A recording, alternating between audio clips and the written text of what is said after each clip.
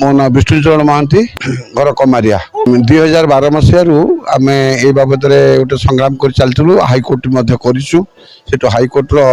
अनुसार कमारिया बजार जो संकुचित हो मंगलपुर आड़ को जो रास्ता जाइए रास्ता बहुत संकुचित हो विरुद्ध में आम करूँ बारंबार नोटिस ये कराई भंगड़ा को स्थगित से करुले किंतु आज सौभाग्यवशतः आज से निजे निजे श्रृंखलित भाव में सब भांगी देती रास्तार डाण पार्श्ववर्ती भांगी जाइए किंतु वाम पार्श्व रही किसी मुष्टिमेय लोक से किसी जगह को से दखल कर तेणु से दखलटा केबे पुणी माननीय तहसीलदार अनुमोदन प्राप्त होब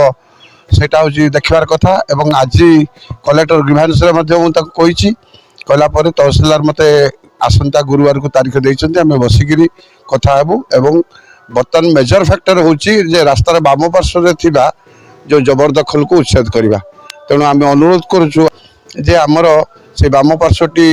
जदि उच्छेद मुक्त हो जाए ताल आम निश्चित भाव में सबुठ उपकृत हेबू रास्ताटा निश्चित भाव में चौड़ा टी हम प्रशस्तीकरण कराऊँच रास्ताटा आ प्रशस्तीकरण हेले दी पट को प्रस्तुत कारण गोटे पट उच्छेद हेले